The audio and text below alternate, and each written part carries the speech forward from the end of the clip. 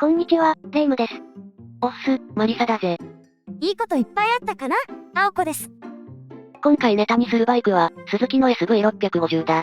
このバイク、某バイク系ポッドキャスターさんの愛車ってことで、名前は知ってますよ。実車は見かけたことはありません。そうなのか？バーグマン、ジクサーに続く、スズキの隠れた名車だぞ。なぜ隠す？熊2021スズキ編で、2021年ってこ入れバイクとして社名を挙げてたぞ。すみません。スタンダードすぎて興味がなくて。それがこのバイクの特徴でもあるな。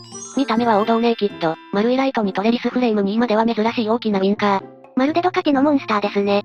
最新のモンスターは次のステージへ進んでしまったけどな。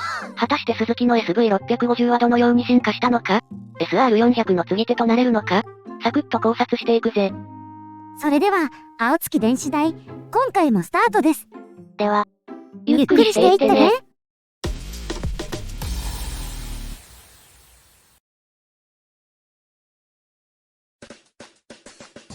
今回の流れはこんな感じだぜ。1、SV650、SV650X って。2、スペック考察。3、ライバル比較。です。スズキのラインナップでは地味な存在ですよね、SV って。だな。ひな壇扱いの GSX シリーズ、V ストシリーズに比べれば超地味車だしな。やっぱり興味なし。はい。でもな、昔はスズキといえば SV だったんだぜ。マジっすか？欧州での話だけど、な。じゃ、SV が昔取った絹塚をサクッと調べていくか。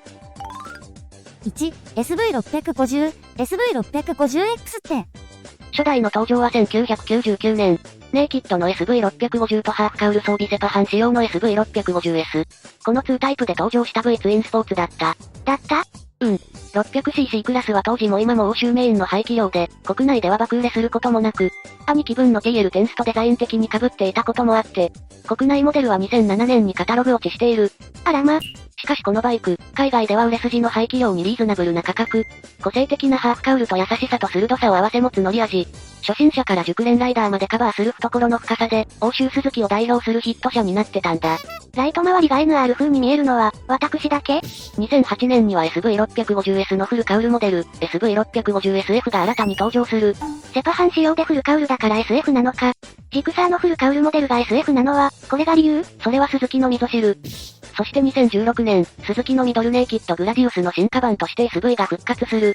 と言っても、見た目が少し変わっただけで中身はまんまグラディウスだ。これ知ってますよ。ボディカラーが綺麗な白と青のツートンで、デザインも特徴的で憧れバイクでした。タンクからテールに繋がる丸みのあるぬるっとしたデザイン。イオンヘッドライトにメッキのバックミラー。カラフルなトラスフレームの一部のようにデザインされたタンデムステップやマフラーとか。ベタ褒めだな。それに名前もいいと思いません？某有名シューティングと同じ名前だし、時期の配色も似てるし、絶対ここから取ったよね。いや、それならビッグバイパーになるんじゃないか？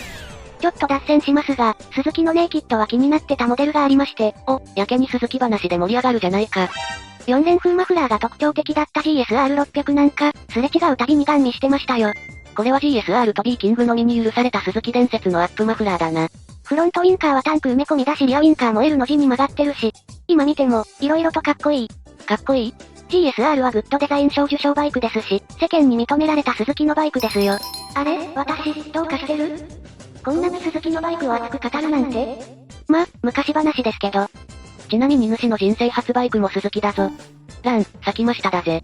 まさかホンダの前にスズキだったなんて？何ブツブツ言ってんだ？今の私はホンダ大好き娘、昔を思い出してお天気気分になることなんて、ないのよ。スズキのミドルネイキッドたちを祖先に持つ SV なんだけど、新型の噂もあったりなかったり。そうなの？スズキの現行国内ロードスポーツモデルはハヤブサを筆頭に順当にフルチェンされていて、残すは SV と GSX-S750 だ。新型 GSX-S750 はどうなるか情報がない。今年楽しみなところだな。SV はこのまま販売終了、とはならず、排ガス対応してきたしな。そうなると未来は明るいな。例えば SV1000 復活と SV650 のコンビでネオレトロテコ入れも考えられる。それはなさそうな気がしますよ。スズキのバイクは常に時代を切り開く、先進的でファッショナブルなバイクです。SV の後継となるならレトロ路線じゃなくて、発表しっぱなしで音沙汰のないリカージョン SF で生まれ変わりですよ。生まれ変わらないし、まだ生産終了してないし。期待せずにはいられない。スズキの年明け一発目の目玉発表が楽しみだな。去年は1月末に新型ハヤブサが発表されましたし、時期的にはそろそろなんか来そうですけどね。ダメ、スズキの思いが募ってくる。はい、SV 話はこれで終わりです。いや、今回は SV 特集なんだけど。それじゃ、お次はスペック考察といきますか。2、スペック考察。スペックは先に発表されてた欧州版と同じだ。国内ではマイナーチェンジって扱いかな。タイプはスタンダード SV650 と XSV650X の2つ。違いも合わせてチェックしていくぜ。ちなみに SV650X ってどんなモデルでしたっけ？ SV650 をクラシカルなカフェレーサースタイルに仕上げたモデルだな。こちらのがスタンダードより有名かもしれん。じゃ、輪締めか。カラー&デザイン。SV650 のカラーはこちら。グラススパークルブラック×ブリリアントホワイト。グラススパークルブラック。マットブラックメタリック。ナンバー2。SV650X は、こちら。グラススパークルブラック。欧州カラーリングそのままだ。あ、爽やかな青白カラーはなくなってるのね。寂しいな。その代わりと言っちゃなんだが、赤フレームと赤ホイールの目立ちたがり仕様がいるぜ。これ、かなり目立ちますね。愛車を発見しやすくなるぜ。CBR の時はホイールがオレンジだったから、目立って調査がしやすかったです。お次はデザインだ。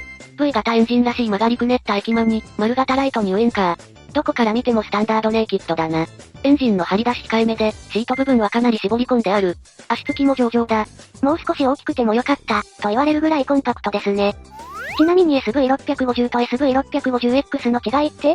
ビキニカウル装備とセパレートハンドル化が主な違いだ。セパハンの分乗車姿勢も前傾姿勢になりますね。でも SS ほどじゃないし、そんなに心配しなくていいよね。で、今回のマイチェンでは見た目の変更なしなので、語ることはあまりないですか？正解。あ、そうそう。デザインといえばこんな噂を見つけだぜ。SV650 のフルカウル SS 発売に。情報サイトを巡回してたら見つけた記事なんだけど、SV650 ベースのフルカウルが発売されるとかされないとか。ほほう。どこの国でも、リーズナブルなバイクを改造してサーキットで楽しむってファン層がそれなりにいるらしく。あ、ヤマハの YZF-R7 開発インタビュー記事で書かれてましたね。その人たちにアピールするために無改造でもサーキットで遊べるバイクを作る。それが新型 YZF-R7 の開発コンセプトの一つって話ね。その鈴木版が SV650 ベースのフルカウルで計画されてるって噂だ。せっかくユーロ5に対応したことだし、バリエーション増しで販売台数を稼ぐものいいかもな。でも鈴木には GSXR750 があるし、ましてや YZF-R7 も新発売だし、2期目の土壌が簡単に見つかるとも思えませんよ。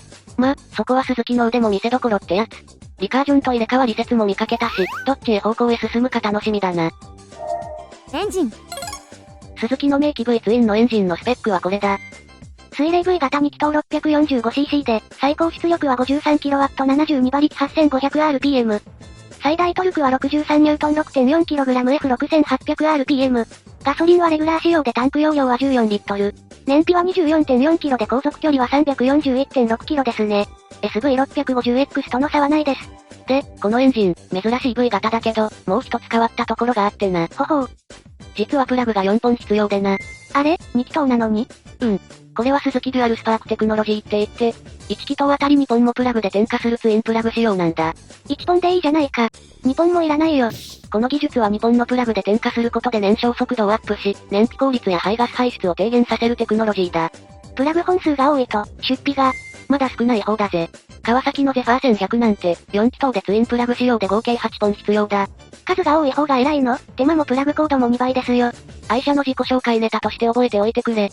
あと同じエンジンを積んだ兄弟バイクに、V ストローム650があるぜ。エンジン形式は SV は P511、V ストは P515 だ。形式が違うってことは、プラグは1本使用？残念。SV と同じくツインプラグ仕様だぜ。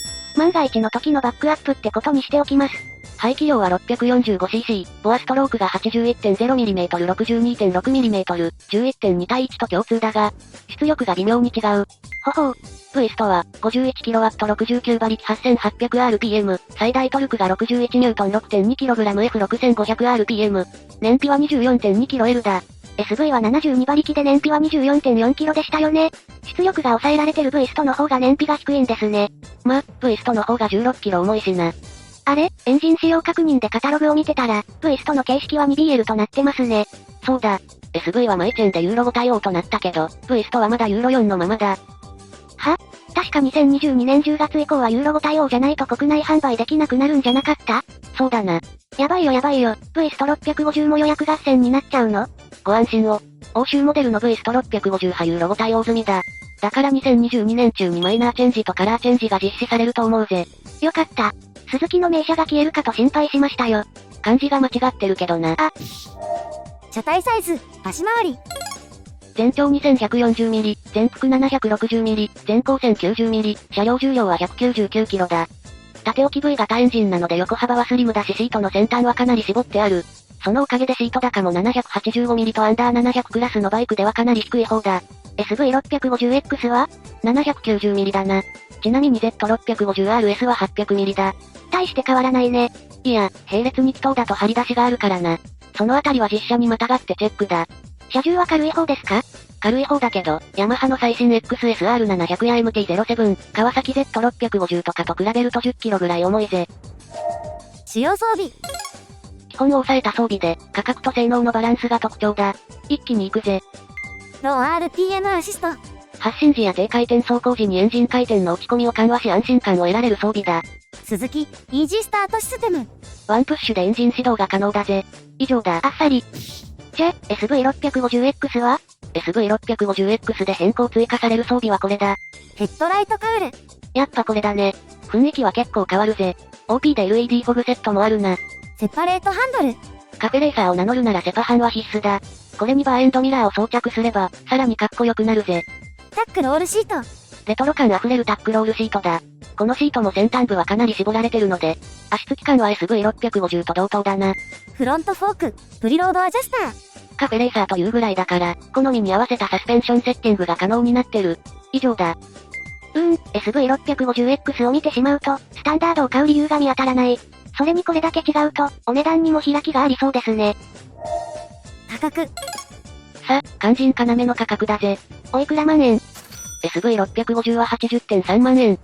SV650X は 84.7 万円だぜ。リッターバイクに比べては安いと言われるこのクラスですが、やっぱり80万円台ですか。SV の中古相場はどれぐらいなの？やっぱり高騰してるの？ちょっと高くなってるな。走行距離が5000キロ程度で10万円落ちの70万円台だ。新車なら値引きも期待できるし、これならおニューを買った方が良さそうですね。だな。じゃ、お次はライバル比較といくか。3、ライバル比較。なかなか粒揃いのアンダー700クラスだぜ。比較車種はこちら。川崎 Z650RS、ヤマハ XSR700、ホンダ CB650R。それでは、比較表、ドン。価格。さすが母なる鈴木、一番リーズナブルですね。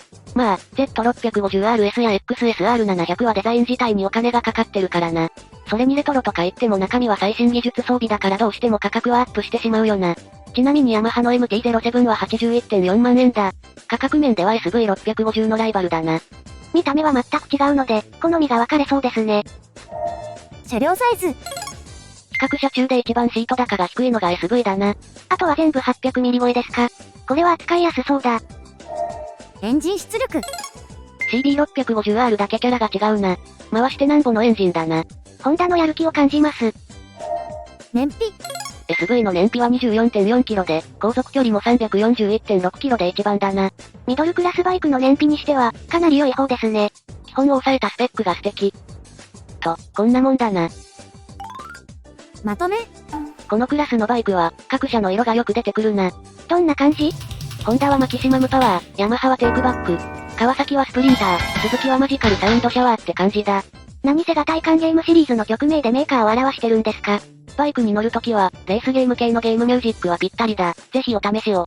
で、この排気量のバイクは、リーズナブルさとフレンドリーで走る楽しさを再認識させてくれるいいマシンだぜ。スタンダードという言葉がぴったりの、まさに裏看板車、ですね。しかしレイム、今回は鈴木のバイクなのにやけに熱心だったな。そうですか？興味がなかったんじゃないのか？私のバイクルーツがランだったなんて、せめて、セピアあたりだったと思ってたのに。いやいや、私はずっとホンダ一筋ですよ。そうか。じゃあ、お次は青子のバイクニュースのコーナーだぜ。